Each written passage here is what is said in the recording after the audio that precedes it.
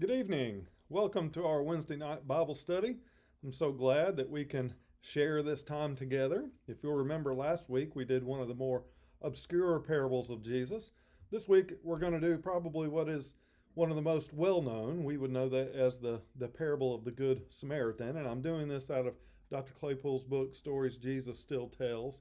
And I hope that same kind of theme comes through that has gone with the other parables, that these parables work over time because they continue to speak to us in new ways and where we find ourselves. And maybe this question of who is our neighbor, maybe that, given the events of the last few months, maybe that question is more important than it has ever been.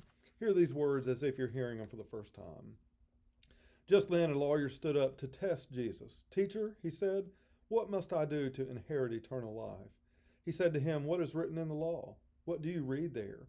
He answered, you shall love the Lord your God with all your heart, with all your soul, with all your strength, and with all your mind, and your neighbor as yourself. And he said to him, you have given the right answer. Do this, and you will live. But wanting to justify himself, he asked Jesus, and who is my neighbor? Jesus replies with a story. A man was going down from Jerusalem to Jericho and fell into the hands of robbers who stripped him, beat him, and went away, leaving him half dead. Now, by chance, a priest was walking down that road, and when he saw him, he passed by on the other side. So likewise, a Levite, when he came to the place and saw him, passed by on the other side. But a Samaritan, while traveling, came near, and when he saw him, he was moved with pity. He went to him and bandaged his wounds, having poured oil and wine on them, and then he put him on his own animal, brought him to an inn, and took care of him. The next day he took out 2 denarii, gave them to the innkeeper, and said, take care of him, and when I come back, I will repay you whatever you spend. Which of these do you think was a neighbor to the man who fell into the hands of the robbers? He said, the one who showed him mercy. Jesus said to him, go and do likewise. Well, Jesus used parables for many reasons, but one of which is that it was a way of diffusing a kind of conflict situation and offering insights that shifted the perspective of the person who was on the receiving end of the parable. The parable begins with the lawyer asking Jesus a question. He might have asked a question like this: what is life all about anyway? He says, what must I do to be saved? What might we ask a question like this? We might ask, why am I here? What is my true destiny? What am I supposed to do? Is a question that has to do with fulfillment. What is the real reason for my existence? So Jesus responded to the lawyer the way any first century rabbi would. He asked a question, what is written in the law? Goes all the way back to the Socratic method. You ask questions in order to change people's perspective. So here he says, the lawyer answered in words the Hebrew people had used for centuries in expressing their faith. You shall love the Lord your God with all your heart, with all your soul, with all your strength, and with all of your mind, meaning all of your being, and love your neighbor as yourself. He says you'll find these very words again and again throughout the Old Testament because they represent the Jewish vision of reality. This is the foundation from which Jesus taught. He says, from the biblical perspective, there are only 2 orders of reality. On one side is the uncreated, which has life in itself, and then on the other side is the created, that which derives its life from the other. He says, everything on the created side hangs like a chandelier because it is something else has given it the right to be and caused it to be.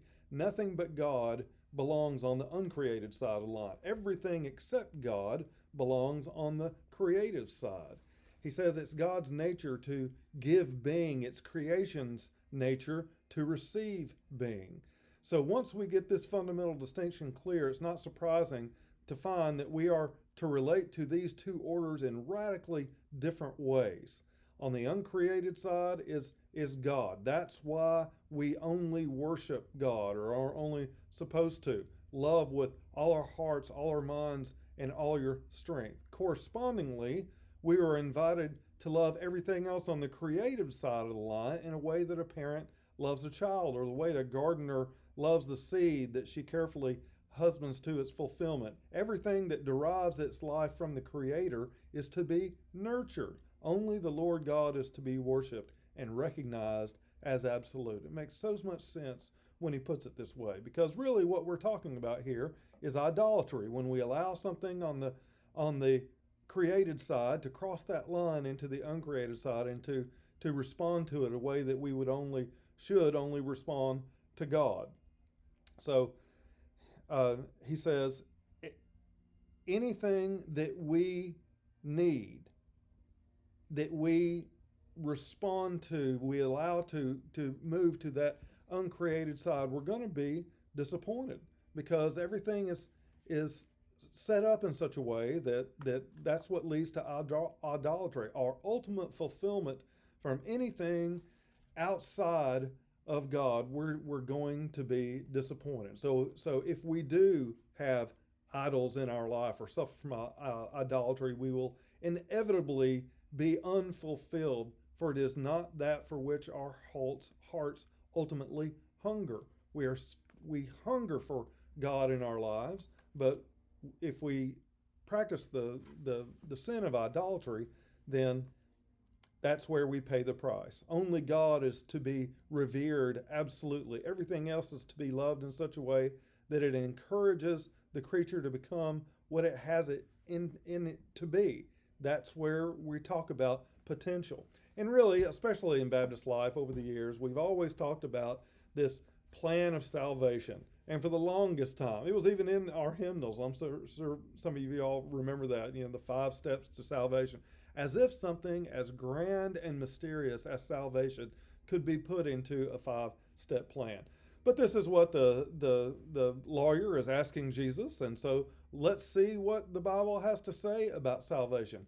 Is it just to be born again? Is it just to drink of living water? Is it to sell all your possessions and give it to the poor and come follow me? In each of these, we see Jesus offering a different example depending on the need of the person. So for Nicodemus, he was all caught up in being a Jew, so he needed to be born again. For the woman by the well in Samaria that Jesus encountered, she needed a drink of living water. Probably put too much emphasis in her life on feelings and her sensuality, so she needed to find that in God and not in people. And then the rich young ruler, he says to him, he commands him to go and sell what he has and give it away to the poor people and follow him. Why? Because his possessions had crossed that line into idolatry in his life. So, one of the least talked about titles that we have for Jesus is the great physician. You don't hear that as much as it should, but this is very reflective of that. Jesus does not give the same medication to every single person who has need. He gives them what they need. He says Jesus was like any good physician. He did not prescribe the same medicine for every patient who walked through the door. He proportioned the medication to the particular sickness detected. The one plan of salvation is this: you shall love the Lord your God with all your heart, with all your strength, and with all your soul.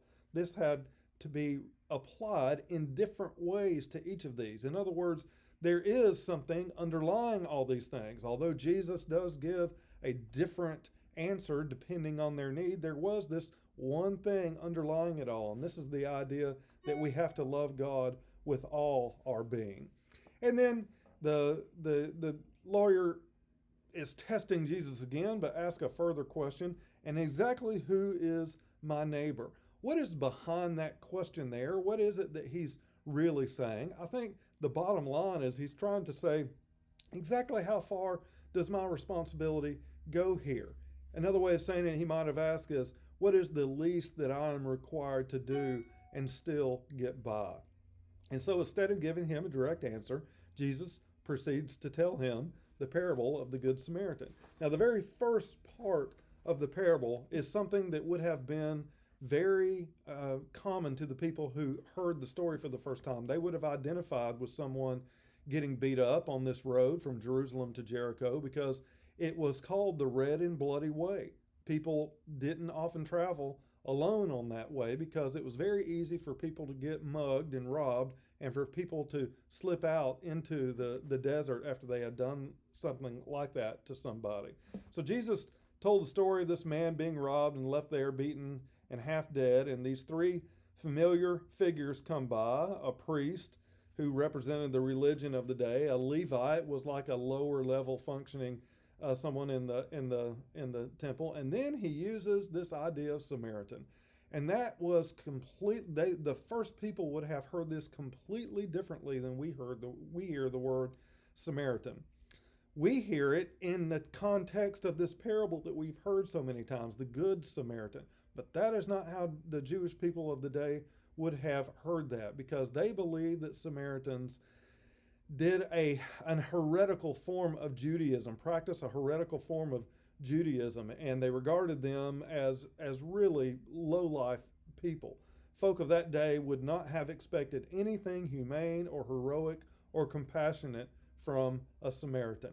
The most distinctive thing about a parable is this element of surprise, and this is exactly what Jesus was doing here. He introduces this character of the Samaritan, and people's defenses go down, and that allows them to be open to something more powerful. He said the Samaritan was the one to stop, go over to the stricken man, and do what he could to help him. He put him on his own beast of burden, took him to the nearest inn where the wounded man would have long-term care, and he paid for this out of his own pocket. Here is an incredible example of loving your neighbor. It came from a person that no one in society would have expected to be capable of such compassion. All the hearers, not just the lawyer, must have been astonished. Jesus asked, which of these three do you think was a neighbor to the man who was in need? And once again, the answer was obvious, the one who showed pity. Then Jesus said, go and do likewise. And so when we ask ourselves this question, what is it that we are responsible for? What is it that we are supposed to do? The question to ask is not, are they worthy? Is someone else worthy? But rather, am I willing to act out the image of God that is within me? Why or why not is the bottom line question here. Well, it is love that is what enables a person to cast out fear and create courage, because we either are acting out of fear or we are acting out of love. He says God never asks any of us to occupy the seat of judgment, but he does call us to wash each other's feet and to do what we can to be of practical help. We're never called to do something that we cannot do. We're never called to give something that we do not have. We're only asked to do what we are capable of doing what you can with what you have to help another grow. Well, he says, what are the possibilities in this story? What kind of Samaritan was this? And he ends by talking about how the possibility exists that Jesus was using this example for many reasons, but one of which, it was that rare type of person who had been there. Is it possible that this Samaritan that he's talking about would have also suffered that same fate at some time in the past? Is the possibility exists that here's a man who knew from his own experience what it was like to be beaten and left on the side of the road? He said, of all the things I would like to do with my days and nights, I can think of nothing more appealing than the becoming the one who chooses to take his wounds and transpose them into awareness, sensitivity, and compassion. And I think that's exactly what we're seeing with all of these Black Lives Matter protests going on. They're trying to get us to understand that how they have been treated, and now they're trying to do something about it so that it doesn't continue to happen to anybody else. It's what a famous author called Henry Nouwen called wounded healers. This idea of taking what has happened to you and trying to do good in the world so that it doesn't happen to so many other people. So this parable comes from many different angles to answer a lot of really deep questions, but really it's those most basic questions that we ask ourselves. Why am I here? What is my true destiny? And the answer is that God calls us to leadership through service to others. Servant leadership. Taking all those things within us, both good and bad from the past, and trying to make the world a better place, not just for ourselves, but for everybody. I hope this Bible study finds you well. I hope you have a wonderful week. I hope to see you on Sunday, and God be with you until we meet again.